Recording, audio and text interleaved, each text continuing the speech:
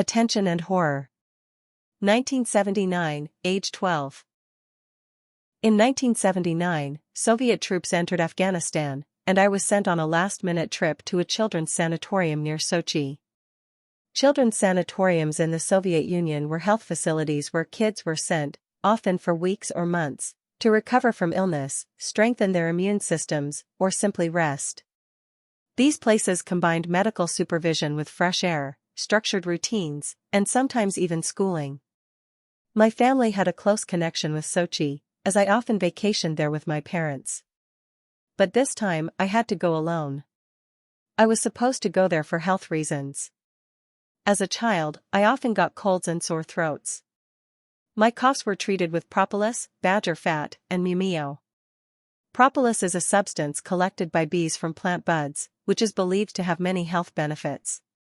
The taste of propolis was so terrible that I vomited when my parents forced me to drink it. So, I went to a sanatorium in the winter, during school days, and therefore I had to not only get treatment, but also study. To my surprise, grass and flowers were growing in there. The place was fantastic, but from the very first days, I began to feel a strong longing for home.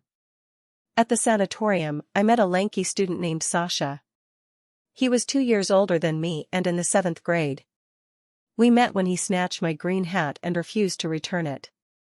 I complained to the teacher, and Sasha was forced to return the hat and apologize. Then Sasha started showing me all sorts of attention. He'd hang around near the cafeteria and give me his oranges. I felt incredibly awkward. I wondered, why me? I was starting to reach the age of the ugly duckling, and I didn't like everything about myself. One day, we were taken to the bathhouse. When I emerged from the changing room, my face was red and my hair was wet and slicked back. Sasha was waiting for me with a huge bouquet of white flowers, which he'd obviously picked for me. Fortunately, there were tons of them on the sanatorium grounds. The bouquet was so big that I couldn't hold it, and some of the flowers fell to the ground. There I stood, holding my first bouquet, looking miserable, wishing for only one thing, for at least one of us to disappear into thin air, me, him, or his ill-fated bouquet.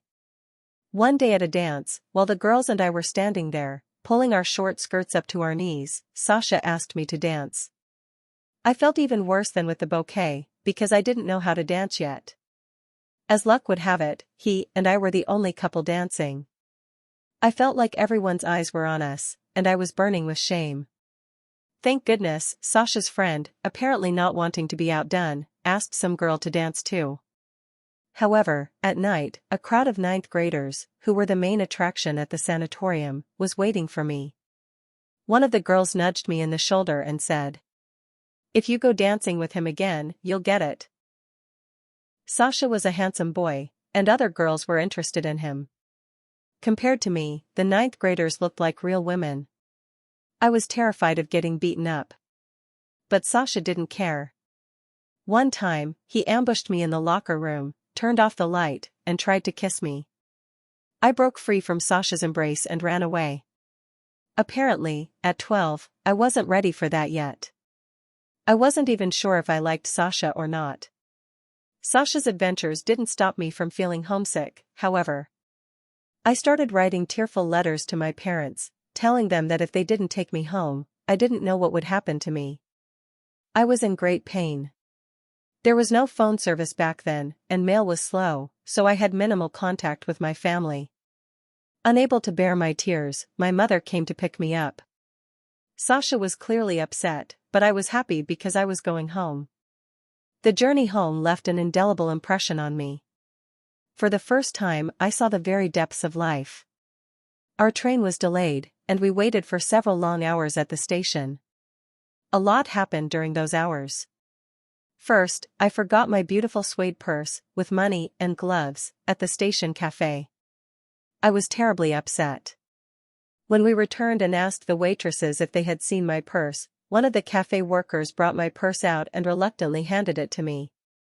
However, the joy was short-lived. The 20 rubles and gloves were missing. When I went to the restroom, I saw an old woman lying on the floor in a stinking puddle, dirty, thin, toothless, with gray hair sticking out from under a faded headscarf. In my terror, I couldn't understand why she was sitting there, in the most disgusting place in the station. Having done my business, I flew out of the restroom like a bullet, carrying with me a trail of the most disgusting odors. I sat down on a hard bench in the waiting room. The large station clock showed 10 a.m. Suddenly, I heard a strange clatter. A legless cripple, leaning slowly on two crutches, was walking across the concrete floor. He was muttering something under his breath. I tried not to listen, already frightened by his appearance: a tattered hat, a padded jacket, and rolled-up pants with two wooden sticks sticking out. He swayed from side to side, and I thought he was about to fall. As he passed my mother and me, I smelled the now familiar, disgusting stench and heard what I expected to hear: the cripple cursing someone. Having seen enough of these horrific scenes, I asked my mother to go outside for some fresh air. This, of course, risked losing our place on the hard bench. There were many passengers, but not enough benches were available. But we got out anyway. It was especially pleasant after the disabled man had enveloped us in his scent. Just then, the train, which had been parked, began to move. I saw a shabbily dressed middle-aged man run after the departing train. His string bag had slammed shut in the car doors, and he kept tugging at it, hoping to free it. He was cursing loudly and hopelessly. Before he was out of sight, I realized he had reached the edge of the platform. I didn't see what happened, but I imagined a terrifying scene. When we returned to the waiting room, to our horror, we found a disabled man on the bench across from us. He was sitting alone on the bench, vomiting a cloudy mucus.